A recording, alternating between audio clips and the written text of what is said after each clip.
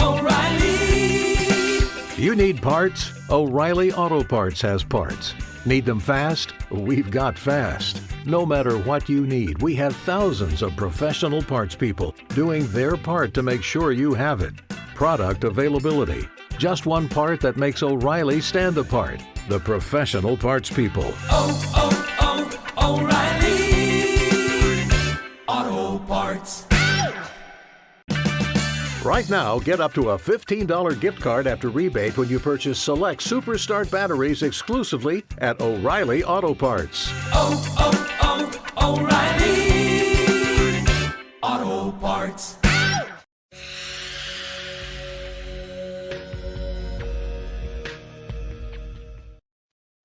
Operation Domination is underway. The ultimate game plan to dominate your NFL experience.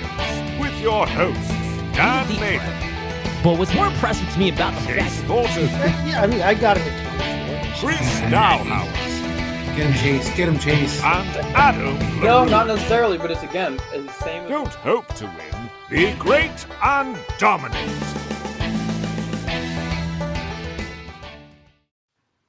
Welcome back to the Operation Domination on the Fantasy Football Advice Network. Thanks for tagging along on our YouTube channel. If you haven't already done so, please subscribe, follow along. We always have great content amongst the Fantasy Football Advice Network coming to you every single day. And make sure you subscribe to the Operation Domination playlist. We're available to you on your favorite podcast app, anywhere you like to listen while you're on the go. I'm your host, Dan Mader. We have our other co-host, Chase Thornton, in the building. The other two guys, Adam, Chris, decided to take the night off as we are at a special time. One of these days, Chase, we'll get back on our 9:30 Wednesday schedule. Don't know when that will be. Maybe next week. We'll see. One of these times we will. But for now, we'll keep coming to you guys at special times. Make sure to follow us on social media at OP Domination FF to keep up to date with all that.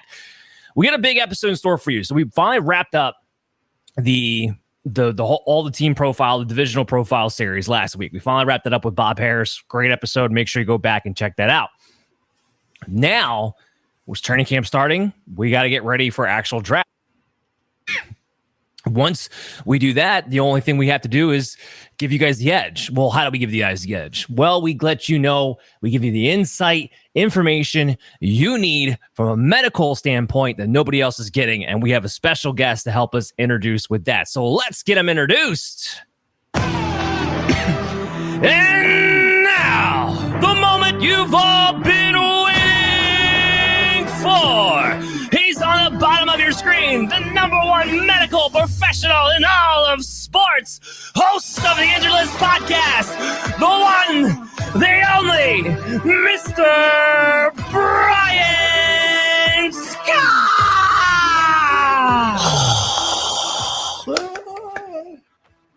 Get chills every time you do it, Dan. Brian, appreciate you coming on, brother. How you been?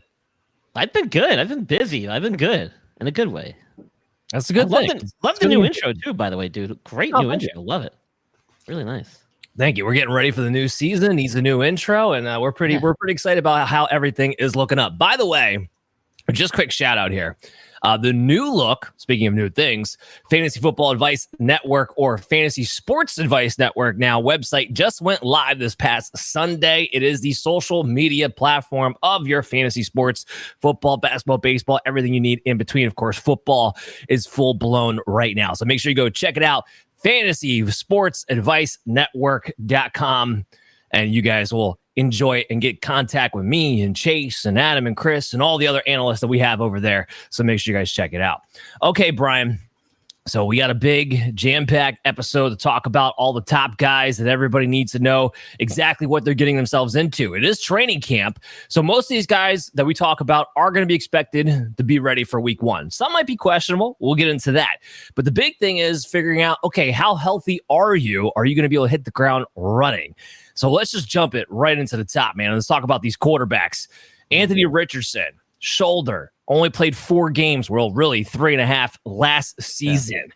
It was a nightmare because he gave us a taste of what he could be for fantasy purposes. And then we had to sit back and go, oh no, the Gardner Minshew of the world. All right. So when we get into Anthony Richardson, What is your outlook for his health this season? This is a tough one, man. And not so much because of the injury itself, but more because of the uncertainty surrounding the success of the surgery. And the reason I say that is because he had a grade 3 AC joint separation, which unfortunately requires surgery.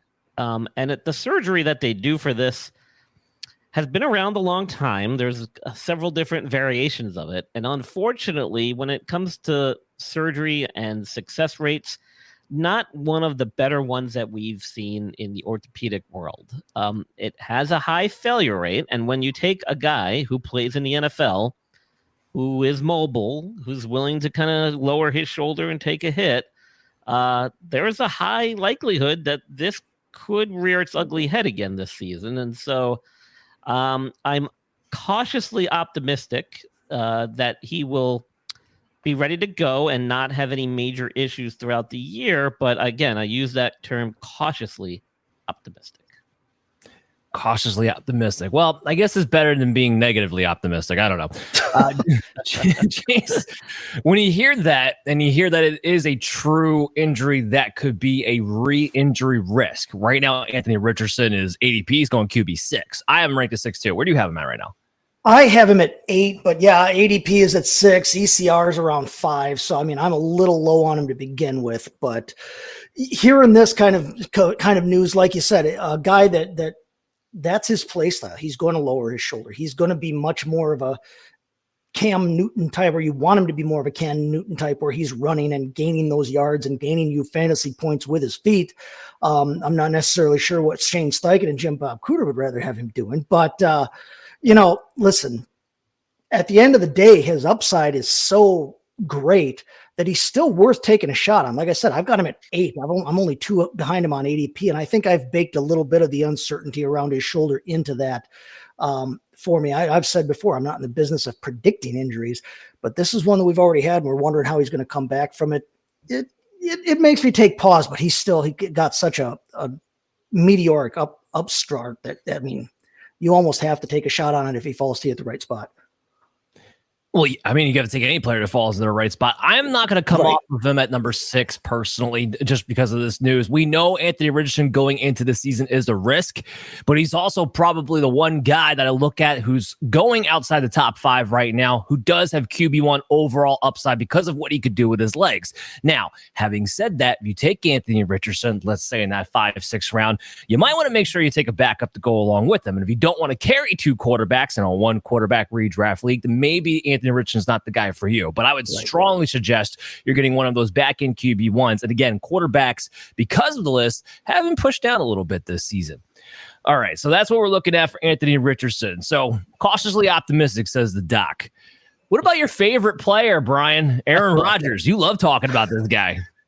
Well, no surprise with Aaron Rodgers. He didn't make his epic comeback in epic record time. No surprises there for us healthcare providers who do this every day. The second coming of Aaron Rodgers' Achilles should be much smoother and hopefully better than it went the first time around in New York here. I think it was a little naive and foolish to think that he could come back so quickly the first time around, but now he's had more than ample time to recover and make a full recovery. And at his age, with his mobility and stuff, I think we should expect to see the Aaron Rodgers of old, assuming he hasn't lost his touch with his arm, because that's really the moneymaker here, not his Achilles. So I don't think we'll see him take long to shake off any rust.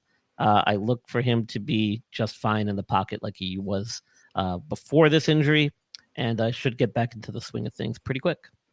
Do you think it makes any difference that it was his left leg? It's not his right leg. His certainly does, because plant leg. Certainly does. It certainly does, because it's not going to affect his ability to generate power and push off that back leg as he, tries to throw with velocity or down the field. So yeah, it certainly does make a difference that it was the left side, given he's a right-handed quarterback. Absolutely. So yeah, we know Aaron Rodgers is going to be back week 1. I think the NFL is counting on that for him to at least get through the first half of the season. That's why there's so many primetime Jet games we have coming up on the schedule here. From a fantasy football perspective, look, if you're in a typical redraft league, and we do content for the guys who are you're for the average Joe, all right? We're not doing it for the high stakes guys. We're not necessarily doing it for the super flex guys. We're doing it for the people who are typically in 10 to 12 man leagues, one quarterback redraft leagues, at least this time of the year anyway. So you're probably not going to draft Aaron Rodgers. His ADP is QB 20. I have him ranked at 21. Even when he was healthy, it's been a couple years removed now since we've seen Aaron Rodgers be a fantasy asset to begin with because he had a really bad last year in Green Bay. So I don't think we're looking at this from a Rodgers perspective. I'm looking at this like, all right, if Rodgers is good to go, Chase, how good can Garrett Wilson be here? Because, I mean, I got him like wide receiver 7, and I'm thinking last year I was on him, man. I had him in my top 5. I was ready to roll, and, just it all came crashing down. Now I have him at 7. I'm not as bullish, but I think he could be elite. I think he's ready to make that jump. What do you think? I really like Garrett Wilson. I've got him at 6 right now preliminarily. And so I'm right there with you. I think that the sky's the limit for him. Talent wise, I think that, I think Mike Williams, if Mike Williams is healthy, I think that's only going to help Garrett Wilson because you won't be able to completely blanket him with coverage. But yeah, I think that Wilson, this will be by far the best quarterback play that he's seen in his short time in the NFL.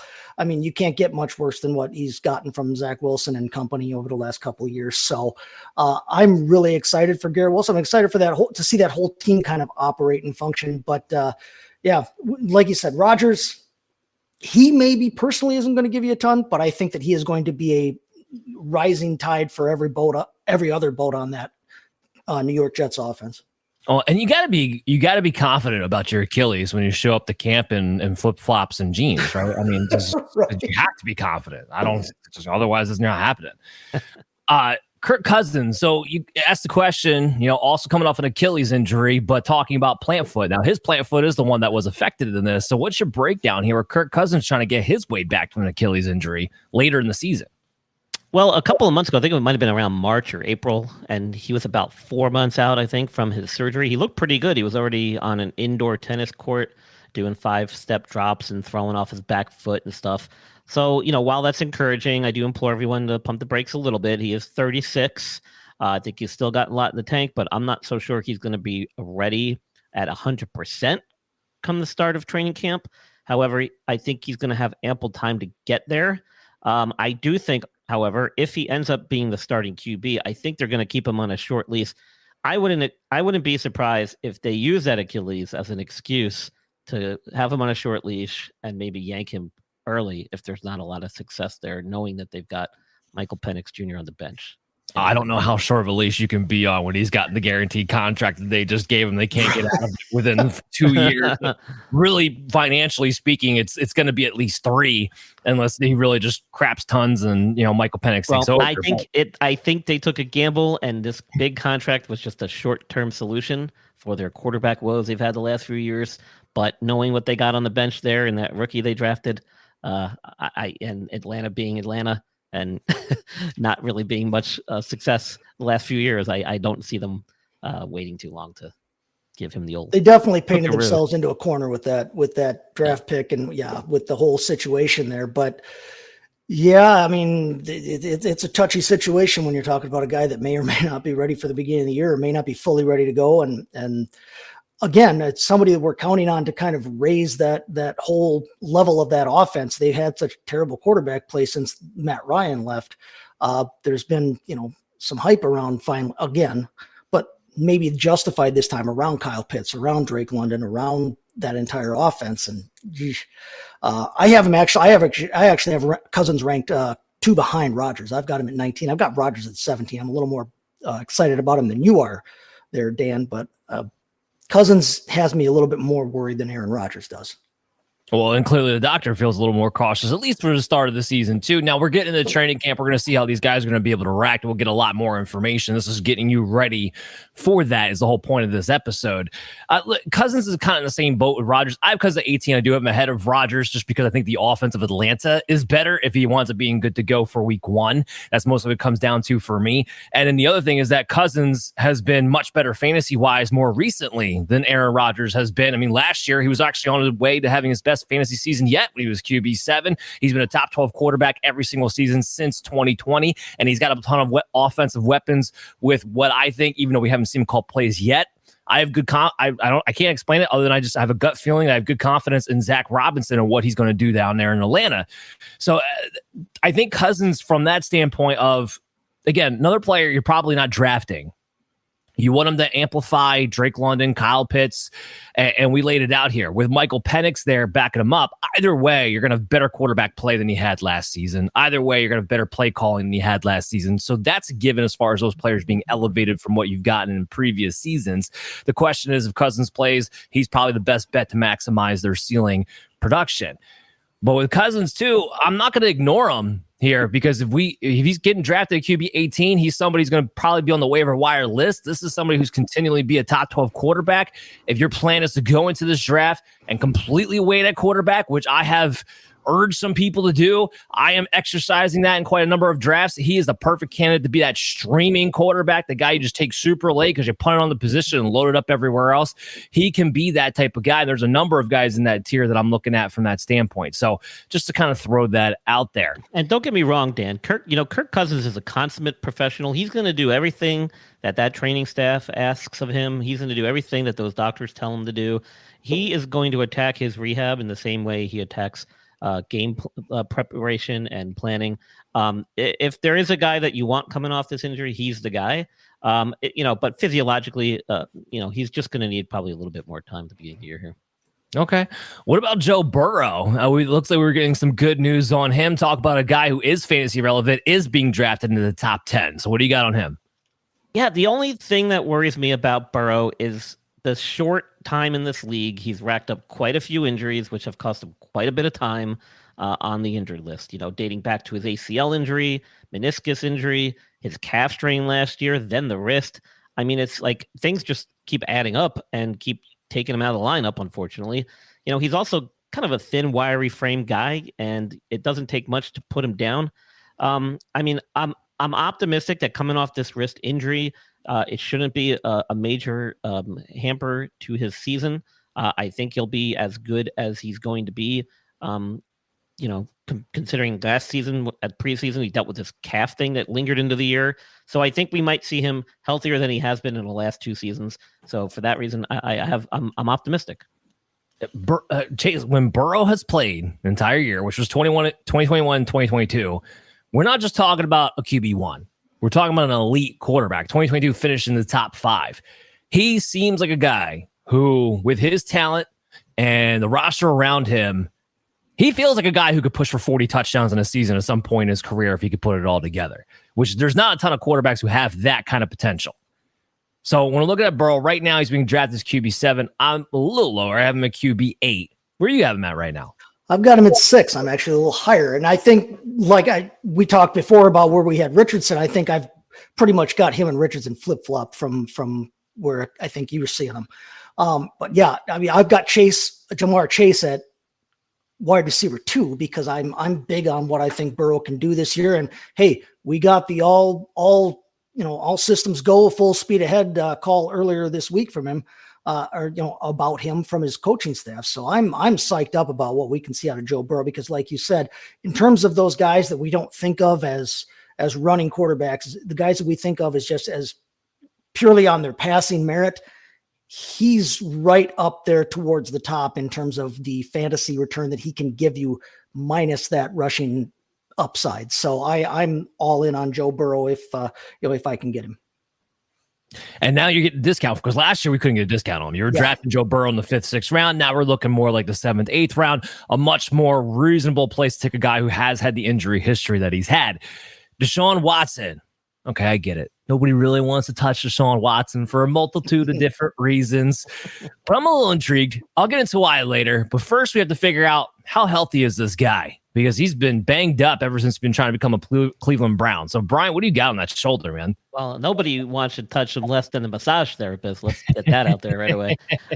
He had a season-ending shoulder injury, what was termed as a glenoid fracture, which essentially means that rather than dislocating his shoulder, he probably subluxed it or partially dislocated it, which caused the fracture. And it is his throwing shoulder as well. So that's a little concerning. That's not an easy surgery and treatment and rehab to bounce back from. But I think it was pretty early in the season, if I'm not mistaken, that this did occur. So he has had about quite a week bit of 6. time. I'm sorry. Yeah. Week 6, roughly. Week 6. I mean, it's fairly early compared to later in the year. So he should have had ample time to recover from this. A football quarterback throwing the ball, not quite like a baseball pitcher mechanically, not quite like a tennis player doing an overhand serve. A little bit different stresses placed on the shoulder. And for that reason, this is something guys can bounce back from. You have to wonder, though, with all the legal issues he had over the years, with all the time he missed from that, being a little bit older now, is this something that's going to kind of set him back and maybe not allow him to achieve that high level of play that he could have if he was younger and healthier? We'll have to see. Yeah, I mean that's the tricky part with that throwing shoulder injury, and we have corner reports. He is full systems go right now. Brian, it sounds like you have some concerns at least about the re-aggravation aspect of it. Chase, I'm looking at Deshaun Watson and like this is it, man. As far as like, are we going to get anything out of him or not? They brought in Ken Dorsey. Kevin Stefanski's talking about turning the play calling over. They acquired Jerry Jeudy. Everything has been all about we're putting together the spread offense that made Deshaun Watson great when he was in Houston. That's what this whole offseason's been about. And we're going to talk about Nick Chubb in a little bit, depending upon where he's at injury-wise. It may just make it even more so that they want to lean into that. Does that intrigue you at all with Deshaun Watson? It does, but only in the right circumstance. Like you've said, I mean, he's going QB 21 overall right now on his ADP. That's right where I have him ranked, actually. So similar to Rodgers, similar to Cousins, I've got him at a mid to low quarterback 2. So if it's a single quarterback league, especially a 10 team league, I'm not touching him. I'm not even thinking about touching him, regardless of whether I got Richardson to start or whatever else. But if I'm in a 2 quarterback setting, I might be willing to take the risk on him because you might be able to wait a little bit longer on him and, stack yourself up at other positions. But that if Deshaun Watson plays to his capability, he can return a lot of fantasy points for you. And like you said, they have been trying all offseason. They've worked on trying to put the resources around him and build this offense up in his time there so that it can be the offense that he did thrive in. Brian, is this the kind of thing that you would expect to affect like his throwing strength, his throwing motion at all? Would it be more so when he takes off to run that you'd be worried about it, or? So the good thing here for Deshaun Watson is that this is not an injury that was related to any chronic instability of his shoulder. This was more of a traumatic type injury. So assuming everything went well with surgery, his shoulder has healed up nicely. Once he can work out some of that stiffness in the beginning, we shouldn't really see any major deficits that linger down the road here. So I think once he gets back into the swing of things and he starts throwing with normal velocity and power, we shouldn't really see too much of a drop off. Awesome. I like the gamble on him as a QB too. If you're in that kind of a format, then it's wheels up on him because, like I said, you can get him at a little bit more of a discount compared to some guys. And based on other guys in that range, he does have a high upside if he can recapture that glory. Well, and I'm going to throw this out there. I'm in a dynasty league. It's a super flex league, and I'm sending out trade offers to see if I can go ahead and buy low on the guy, because this is the time. If he does pop with all these things in place, this is the last chance you're going to have to be able to kind of buy low on the guy where people are not sure if he is even worth anything. So maybe take a stab at that, especially sitting at super flex dynasty league. That's kind of what I'm looking at myself. Moving on now from the quarterbacks to the running backs, sticking with the same team. Nick Chubb, everyone's all blazed with his videos and stuff like that. And I know Brian doesn't get swept up in that hype. That's why we bring him onto the show. So when you look at Nick Chubb's ACL, man, what are you thinking? Well, first off, I don't think it was just his ACL.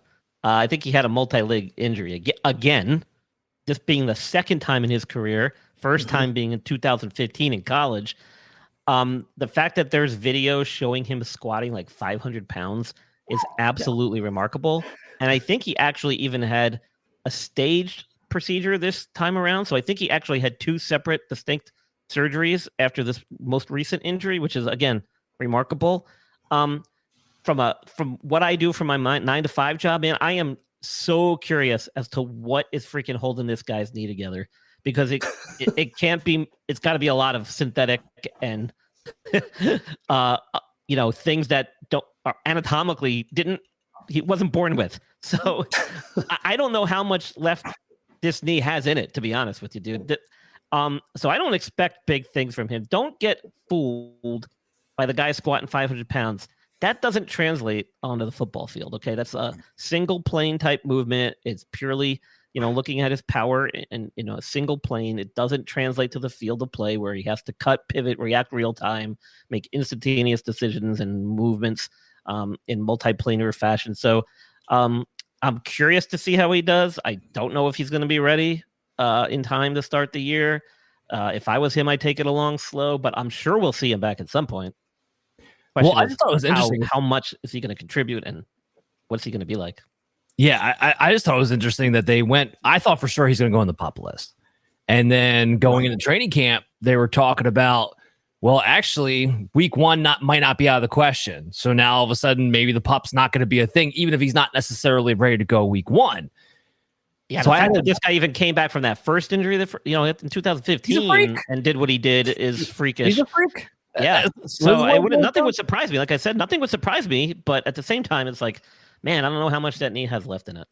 I don't know either. Like when I was going into this process, Nick Chubb was like, look, I'll put him at like RB 36 just because his name is Nick Chubb and he could be fantastic. And maybe second half we can do something like that. And I'm just going to kind of leave him there as like, yeah, low risk, high reward type of draft. I had to creep him up a little bit because if week 1's on the table, again, not saying that he's actually going to be ready to go week 1 or hit the ground running week 1, but if he's actually not going to be on the PUP, well, he's Nick Chubb at the end of the day, baby. We've seen him make this comeback before, so I'm not going to ignore that. I do have him at 30. ADP has him up at RB 35, so I'm a little bit ahead of the consensus right now. And who knows, Chase? I mean, maybe he just goes to the same school of Tajay Spears where they're like, no ACL, no problem. Well, right. And he's got about, $800 million worth of NASA technology now in his knees. So, I mean, he doesn't have to worry about any of it breaking ever again, we would think, right? No, I have him at 28. I'm even higher on him than you are. I like this Browns run game. I like it. I like it with Jerome Ford. I like it with Nick Chubb. And I've been taking a lot of Jerome Ford, but their ADP has started to flip-flop now as we've gotten some of this better news from Nick Chubb here.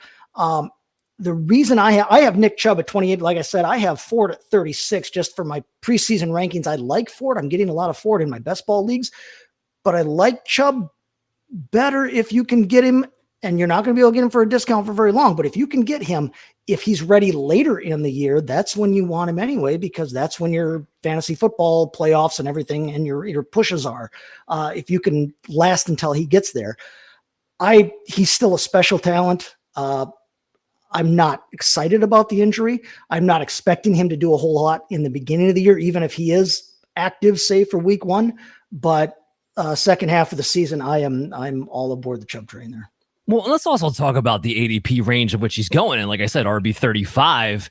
He's getting sandwiched right now between Tajay Spears and Trey Benson's at RB 36. Blake Corum after that. Before Tajay Spears, you want to go the other direction.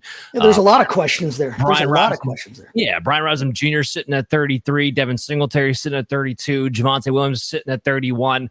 I mean, you can lose 4 games in Nick Chubb and still say, like, yeah, it wouldn't shock me if he performs better than those guys at the end of it. So part of it is that tier that he's going in. I'm like, look, I'd rather just take the shot on Nick Chubb than some of these other guys going in that range anyway. So that's kind of where you find yourself. And it just an incredible story. And the guy's just a freak. Can't say enough about him. Let's go to the other side. We go to another running back coming off the ACL. This one's a rookie, Jonathan Brooks out of Carolina. Now his was more simple, correct? A more simple ACL? So as far as I know, yeah. And to be honest, aside from this hurting his draft stock a little bit, man, I think the Panthers made a play here for the future. And I think they're going to take him along slow, a la Breece Hall with his ACL last year, where they, kind of had an idea that he would be ready, but, didn't want to rush him back. And I think we're going to see the same thing with Jonathan Brooks. Look, the Panthers, man, I live in Carolina. I live in Charlotte now. They suck. Let's be honest. So they're not going to make many waves. I think this draft was a pick for the future, and I think they'll bring him along slow. So I wouldn't really look for much production out of him from a fantasy standpoint, unless you guys think otherwise, and maybe I'm just way off. But, he should be ready at some point during the season. I just think they're going to bring him along real slow. If they're smart, they will. I don't know if they're going to be that smart, to be honest with you. Like, you have journeyman Chuba Hubbard, Miles Sanders, who they're only keeping on the roster because they can't get rid of his contract. Otherwise, he would have been cut anyway. Oh. So I do. They brought in Rashad Penny. Master of the practice squad right there.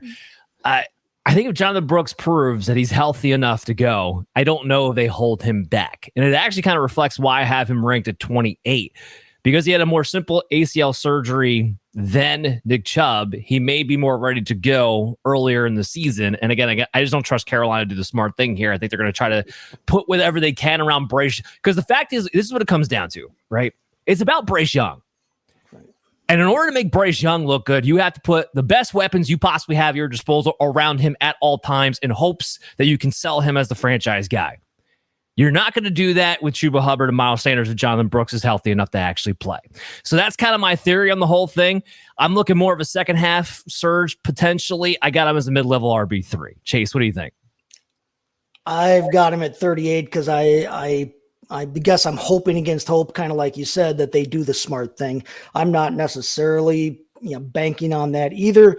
But Brooks isn't. I mean, he's a guy that in Dynasty I'm grabbing all over the place. I really am. He's by far not.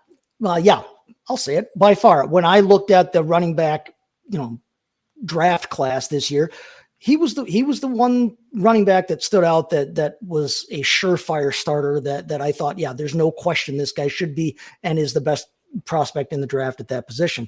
But, like we just said, I mean, we can laugh at the names all we want. From a fantasy standpoint, I'm not excited about any of them, but they did jam that room full. They don't have to rush him along if they don't want to. I agree with you that they need to surround Bryce Young with some weapons. I'm not necessarily sure that they will force Jonathan Brooks on anything on him to begin with. So I don't mind taking the flyer on him, but I don't want him as anything more than my running back 4. Now, look, in any case, wherever you're drafting him at, again, his ADP is around the mid-level RB3. You're taking him with the hopes that there's a second half surge, not for the month of September. So just keep that in mind. Okay. Another running back I feel like we're talking about all the time, and he has burned me so many times. J.K. Dobbins. And he shouldn't have, because I've been giving you injury updates on him for multiple years. I know. Have you not been listening to me? Why don't they listen? So here's the thing, Brian. I listen to you. I do. But I have been infatuated with J.K. Dobbins since Ohio State because he could just be so good when he's on the field. I'm right there with you, Dan. Damn it. I know, Dan, but that's why you've got to turn, when you turn to people like me who are able to separate that stuff from all the noise, and you look at the facts and you look at the physiology behind his injuries, which are numerous and significant. That's really the key here, because if you look at his stats, he's had like 5 injuries over the last 3 seasons and 2 of them in the last 12 months, but it's an ACL and an Achilles. The ACL, which happened, I believe, early in the 2023 season, and then the Achilles, which happened late in the season. So, I mean, like, And even when he came back, it was right around the same time that Gus Edwards was coming back. Do you remember we had these conversations? And I kept saying that, guys, J.K. Dobbins is going to be the one that's going to struggle to get back the most. He's the one that I think is going to have the bigger issue. And sure enough, he did. And then this is what happened. It's not good at the running back position. He will lose power. I think this might even be the same knee that he tore the ACL. And even if it isn't, it's still a devastating injury at the running back position where you need to be able to change, pivot, cut direction, and explode off that Achilles. Everybody loses power with this injury. There have not been many guys in the NFL at the running back position that have been able to come back from these 2 injuries in such a short period of time and be explosive and make a wave like they did before them. So unfortunately, he's not in a good situation here. I think he'll be able to contribute. I just don't think you're going to see the J.K. Dobbins from Ohio State you wished you could have seen all along.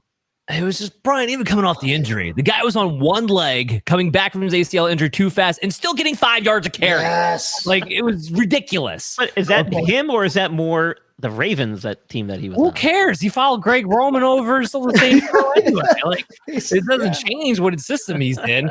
But yeah, this is the year. Look, first and foremost, J.K. Dobbins' ADP is all the way down at 48, 49. Like, if you're drafting J.K. Dobbins, it's super late as a flyer to begin with.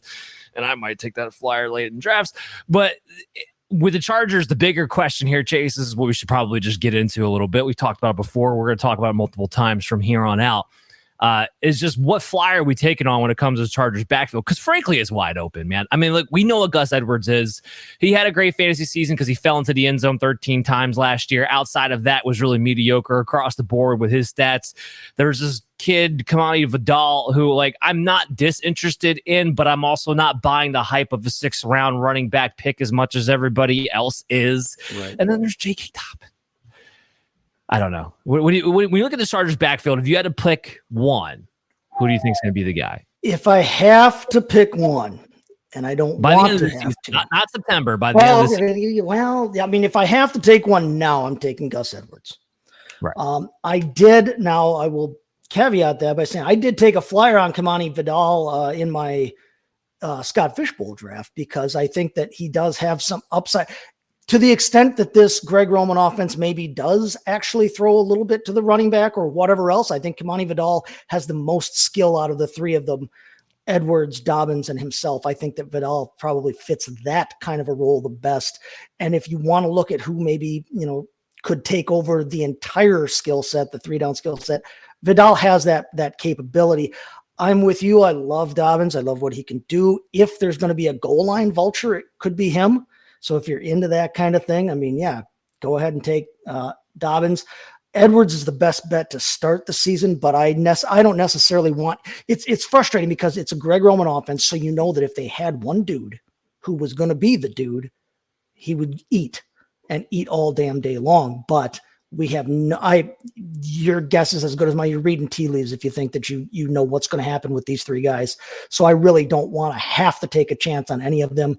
Edwards is probably your best bet to draft early in the season, but yeah, best ball, take a shot at Vidal and skip the other two and get guys that are going better in that range.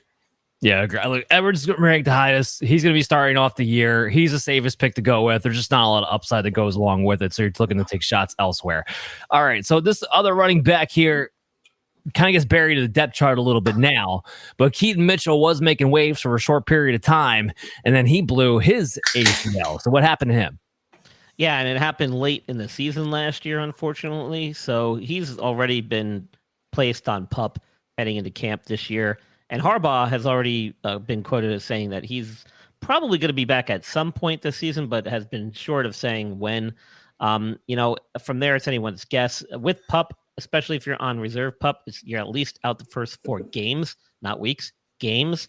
And then from there, he should be ready somewhere around October, November, based on the timeline. But again, if they're going to bring him along slow, you might not really see him get any significant action until you head into December and later in the year. And you have Derrick Henry in front of you now, too, so it doesn't really help matters.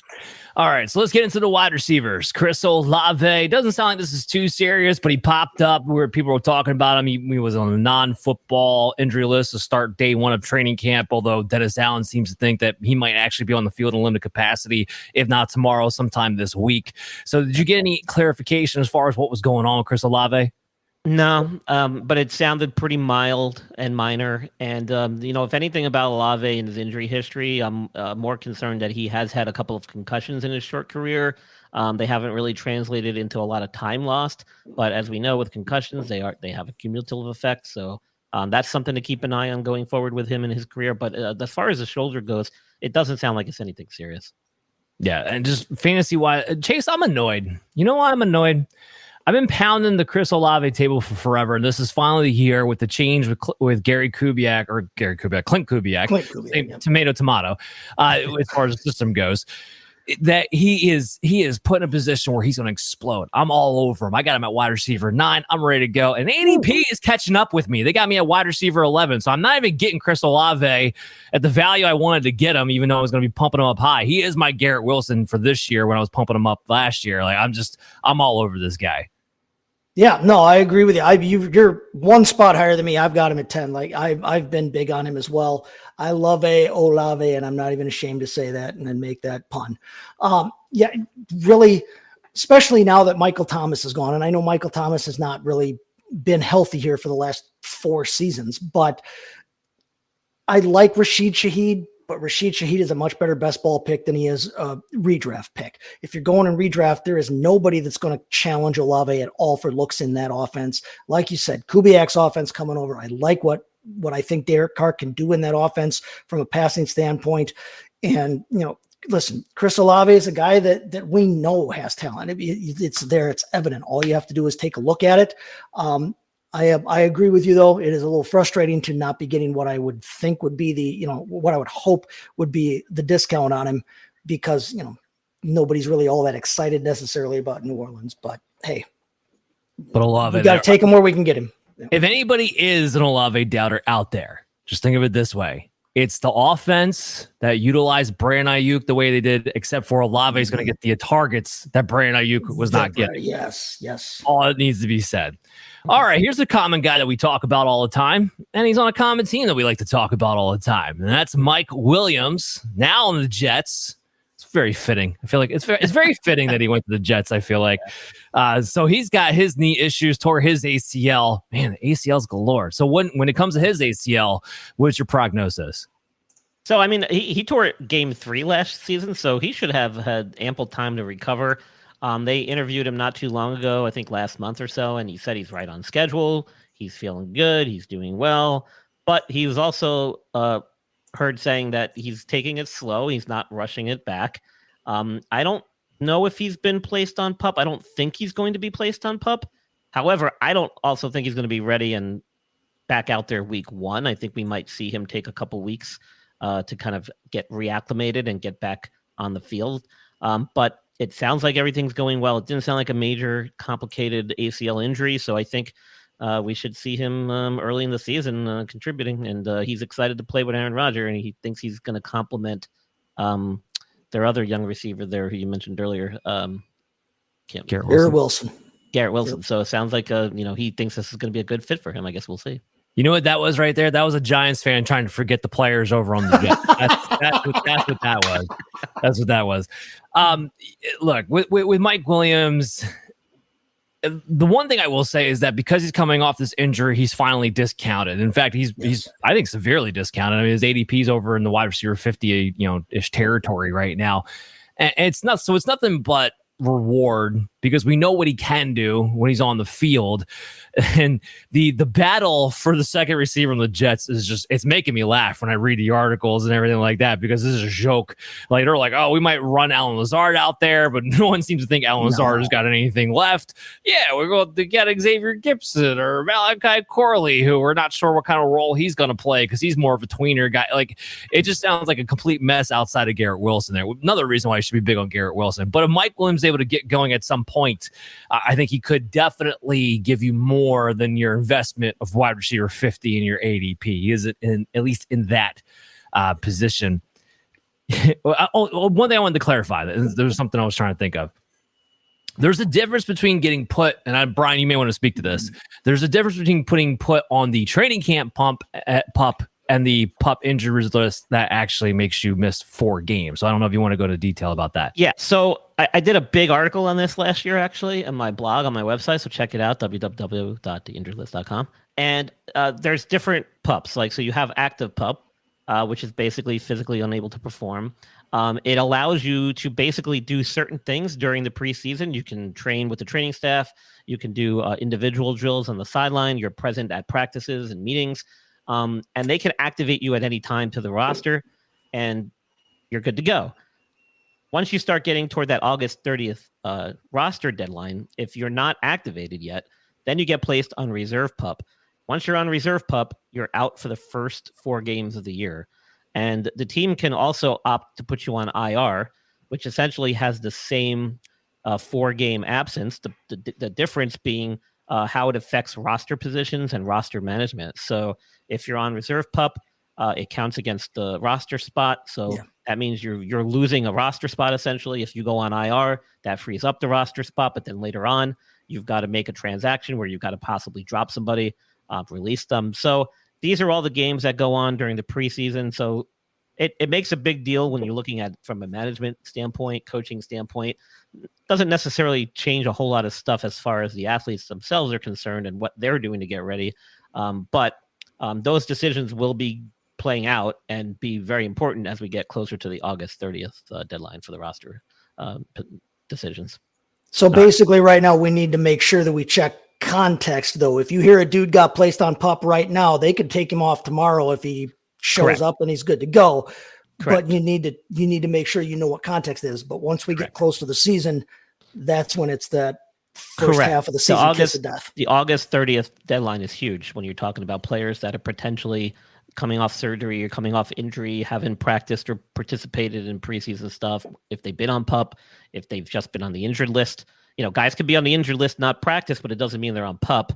That's a designation that has to be made by the organization with the league, and that's an official designation. So I bring that up purposely because the next receiver we're going to talk about, that was the big thing for a week leading up until today, was he was on PUP, but nobody knew why. Now today we do know why. It was a hamstring issue. So with hamstring issues, we're always concerned, right? Soft tissue injuries, they suck, especially when it comes to skill position players.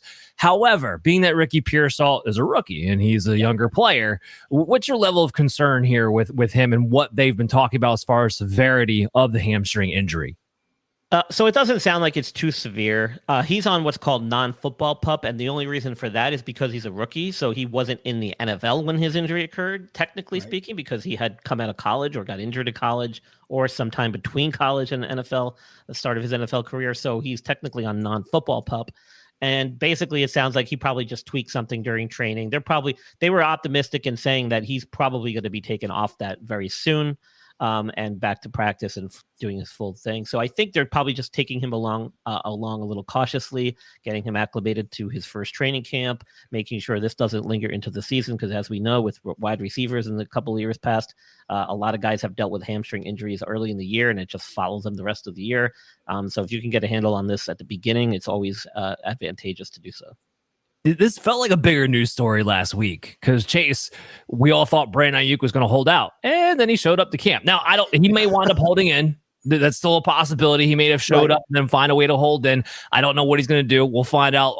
We're recording this Tuesday night. The practices all start on Wednesday, July 24th, and we're here on the 23rd. So we'll see what he winds up doing. I just thought it was kind of funny. All the talk off season long has been Brandon Ayuk holding out. He's the one who shows up. CeeDee Lamb's out. Jamar Chase is out. Jordan Love's holding out.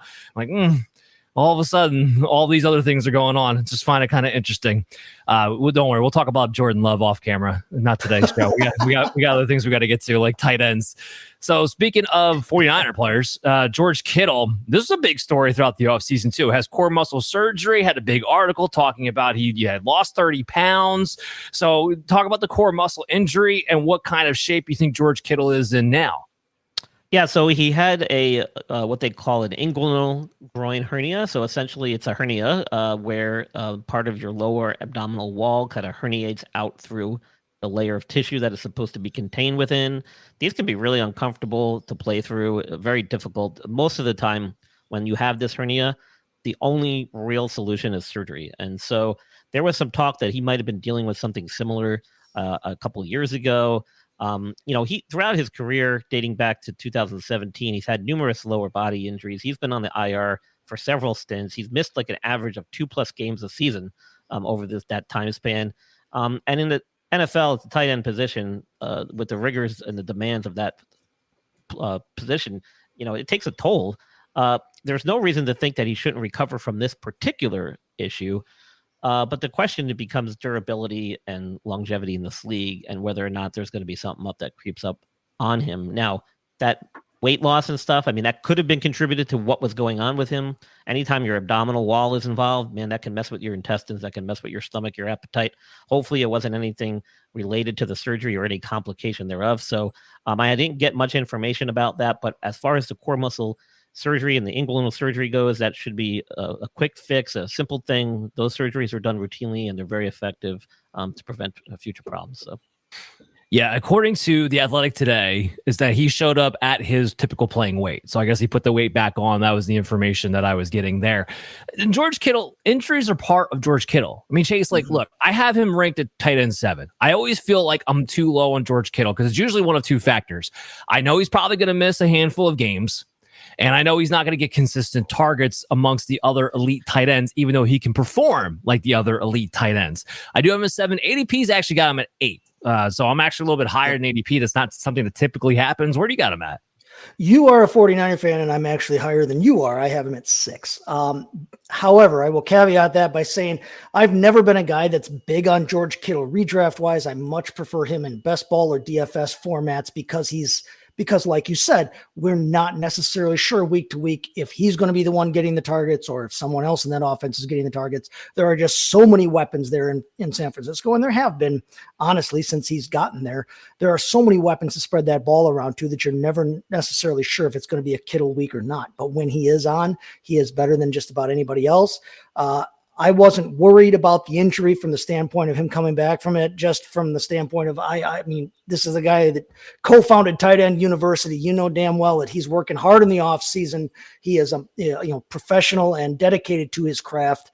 And he's one of the best all around football players at the position, not just receiving, all around football players at the tight end position.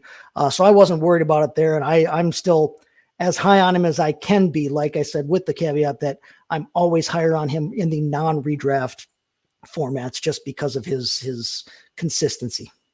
Yeah, and just speaking to his consistency real quick, I mean, there is reason to think that he is more consistent now since Purdy's taken over. I mean, he's averaged 5.8 targets per game. That's much more consistent than what he was dealing with originally. And I think he could 0.6 touchdowns per game, which is a high amount. That's why I was second in the league at tight end in touchdowns a season ago. That's why I finished as a top 3 guy. So there has been something to be said, especially when they get in the money situations, that Purdy is looking his way pretty consistently. And it doesn't hurt that when, usually Debo, Brandon Ayuk miss a game here or there, and George Kittle goes off during those weeks predictably as well.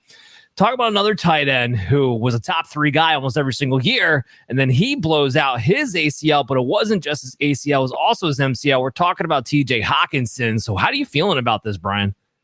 Well, unfortunately, it happened late in the season for him in week 16, and his surgery did get delayed because he had quite a bit of swelling in the knee, so they didn't fix it immediately, which may have worked slightly to his advantage in that it probably gave the MCL some time to recover. But he's definitely, in my opinion, going to start on the active PUP if he's not already on there. The question is going to be whether or not he gets moved to reserve or IR, and I think there's a really good chance of either one of those things happening. So I am expecting him to probably miss those first 4 games of the season. It's a lot, and it happened late in the year for him. So unfortunately, I think that's just going to make them take him back a little slower. Yeah, just reading the tea leaves, Chase. I've been looking at this situation like Hawkins is going to miss 4 games, and I've been projecting him as such, which kind of surprised me a little bit when I look at ADP and they still have him as a tight end 12.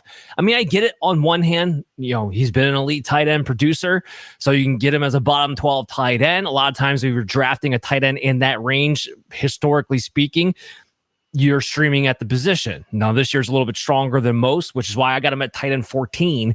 It's hard for me to wrap around a guy when we have a strong tight end class, at least on paper heading into the year, to put him in the top 12 when I already know you're going to miss 4 games, or at least I'm pretty confident at this point you're going to miss 4 games. Where do you got him at? I have him at 14. ECR has him at 15 today. And when I looked earlier today, his ADP was, he's right around like round 11, round 12 right now for an ADP. There are so many other options. If you're in a single tight end and it's not tight end premium league, 10, 12, even 14 teams, I don't think you necessarily want to bother with him. Let somebody else deal with that headache. Let somebody else have to pay the price for him and then cost themselves a roster spot by having to either back him up or have him back someone else up. Now that said, I did take him in the Scott Fish Bowl. I'm trying to, shoot for the moon there, but it means that I went into that expecting that for the first at least 4 games, if not the first half of the season, I'm going to have to piece that position together. So I actually had to take 3 other tight ends as well in that format. But we're talking about a guy, outside of the injury, we also have questions about his quarterback situation coming into this season. And so for that reason, yeah, I can't comfortably place him inside my starting tight end range, even though last year he was phenomenal, had one of his best seasons, period, was tight end 3 on a points per game basis and was only slightly behind Laporta and Kelsey in that regard. So if we knew more about his injury situation, there haven't been a whole lot of updates on him. It's been kind of under the table, under the radar with him. If we knew more about that, if we had more clarification on his, or felt better about his quarterback situation, I might be able to argue for him a little higher. But as it is right now, if you're in a single tight end, regular tight end format, I'm leaving him out there and letting him be somebody else's headache right now. Yeah, at the very best case scenario, as far as you wanting TJ Hockenson, you're drafting me, I think, as your second tight end with the hope you get that second half pop.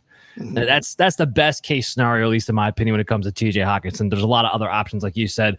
I'm turning my head to. All right, the next two guys are maybe not the most fantasy flashy, but they are fantasy intriguing for different reasons. Tyler Higbee's flashed before, but now he's coming off an ACL injury. What's his update? Yeah, and his was even later than Hawkinson's. It occurred in the wild card game against the Lions. So in all likelihood, he'll start the season on PUP as well. I don't see him being back even after that 4-week hiatus. If he does go on PUP, he could more likely be an IR designation, which the difference also being that when you're coming off IR, the team has a 21-day window where they can start having you practice and do some things before they make the final decision to activate you off the roster. So even if you are past that 4-game window on IR, it doesn't necessarily mean that you're going to be back. Whereas most guys, if they're on PUP after that 4-game mark, most guys will be coming back to play. So pay attention to what they designate him. That's going to really be the deciding factor. Yes, that's a rough one for Higbee, so we're probably not looking his way. What about your boy Theo Johnson? I mean, the tight end position just opened up wide open for the Giants now. Darren Waller finally officially retired for like the third time this offseason. But Theo Johnson's dealing with the hip right now. Yeah, and I'm okay with that if Waller wants to bag it. Listen, the Giants historically have always had good tight ends. I don't know what it is. Maybe something in the water there in New Jersey, where Dan, where you are. I don't know. Pizza and tight ends, baby. Let's go. But it sounds like they're going to start him on the PUP list with a hip flexor strain. It sounds like it probably occurred during either some offseason training or something, or maybe during his workouts in the offseason. I'm not really sure. Again, I think they're just erring on the side of caution here. This guy has a huge upside. They're excited about what he can do on the field. He blew it out of the water in the combine with his physical attributes and stature. So it sounds like he's going to have a significant amount of ample opportunities to prove himself an NFL tight end with Waller gone and just Bellinger lining up alongside him. So I don't think it's anything serious. I'm glad it's not anything serious, but I didn't want him to have anything going into this. Like, I so want Theo Johnson to take over. First of all, Chase, I mean, like, except for one dynasty league, every single other one I'm in, I took Theo Johnson like by the 4th round. So like he's on every one of my dynasty leagues right now. All about it. 1, opportunity. 2, raw physical talent. 3, Daniel Jones only throws the ball over the middle of the field, so it's going to be all Malik Neighbors and then probably a tight end in the boot. Nothing against Daniel Bellinger, but Theo Johnson's upside is just through the roof. So I just wanted to see it happen. But at this point, or if you have to pick one tight end for the Giants, are you picking Theo Johnson? Are you thinking Daniel Bellinger for 2024? Yeah, honestly, for 2024, I think I'm still taking Theo Johnson. I said in the run up to the draft, I liked the idea of him in the red zone. He's a willing blocker. He's not necessarily a great blocker, but he's a willing blocker. So I didn't think that was going to cost him time. He's a big son of a gun, which you can't teach that. And in the red zone, they need help. They need targets. Every other wide receiver on their roster, every wide receiver on their roster is a slot guy and a miniature guy. So, I mean, they need some size in that receiving game. And I like Theo Johnson from that standpoint. I'm kind of opposite of you, though. I've kind of hit in the last 2-3 years, I've hit the tight end position hard. So I've got a lot of Laporta. I've got a lot of McBride. I actually have a lot of Mayer, unfortunately. Thank you, Brock Bowers. Thanks for nothing. But I also have a lot of Daniel Bellinger because I was taking him really late that year, and then he broke his face bone, his eye side, his orbital bone, and that went by the wayside, and he would have a perfect opportunity right now were it not for the existence of Theo Johnson. I think I'm still taking an upside shot on Theo Johnson because Bellinger is not necessarily anything special as a receiver, whereas Theo Johnson has the potential to be special as a receiver insofar as you can be special in a Daniel Jones-led New York Giants offense. Well, yeah, and that it's just tough for rookie tight ends typically to get on the field. But this is going to be a camp battle. I'm actually going to be intrigued to watch, and probably the only one I'm going to be watching from the Giants standpoint. Brian, thanks so much for coming on the show, man. Again, host of the Injured List podcast. Let people know what you got coming out, what are you working on, and what you guys are going to have in store for us at the Expo, because we're all going to the Expo soon in a couple of weeks. Yeah, looking forward to it. Had a lot of fun last year, and I will be on the medical panel there in Canton. So if you're around, we will be on the main stage this year, which is pretty cool. So check that out. That's going to be, I think, on Sunday afternoon. So I'll be joining the fantasy football or the fantasy doctors. They invited me to come on. Dr. Jesse Morse sent me out a personal invitation, so I'll be joining them on the panel again. I did that last year. It was really cool. Hopefully it gets a lot more attendance because, as you can see from this show, you can get a lot of valuable information, and sure there'll be a lot more news to report on come Canton. So stay tuned for that. And then, of course, we got the podcast going. We got a bunch of interviews coming up. I've got a bunch of backlog things I'm working on. So I'll be releasing episodes throughout the next coming months here. Each month we'll have a new one dropping. Just did one recently, and I've got another one on the docket. So pay attention to the podcast. And then, of course, that Sports Podcast Network, TSS Fantasy, doing their weekly injury updates. We're running through the different conferences, doing injury stuff for each team with those guys on Thursday nights or Friday nights, I think. So check that out at that Sports Podcast Network. Awesome. So again, make sure you guys go ahead and check out the Injured List podcast and check out Operation Domination. Go to the newly launched FantasySportsAdviceNetwork.com website. You can follow us there from a podcast perspective, or just download us anywhere you listen to podcasts and subscribe to the Fantasy Sports Network channel on YouTube. Make sure you hit that little bell notification, get notified whenever we have new content available to you. We will be back next week. It'll be sometime in the middle of the week. I'll let you guys know exactly when it's going to be. We got to see what's going to happen, but we're getting in. Next week's going to be August. So we're going to be full-fledged, getting you guys ready for your drafts and have a lot of exciting topics to go over for you then. So tune in for that. Follow us on social media at OP Domination FF, and we'll see you then. Hey there, I'm proud to say that Underdog Fantasy is the newest sponsor of our show, and it's my favorite place to play fantasy games. No waivers, no trades, no lineup settings, just best ball for season-long drafters all year long. And you gotta check out Pick'em. It's so easy to play. Just pick 2 to 5 stats of your favorite players. You can choose whether they go higher or lower on those stats, and if you can pick 5 in a row, you can win 20 times your money. Sound like fun? Well, guess what? You can sign up with promo code FFAdvice today to claim your special pick, plus a first-time deposit offer up to $250 in bonus cash. I cannot wait to see your entries.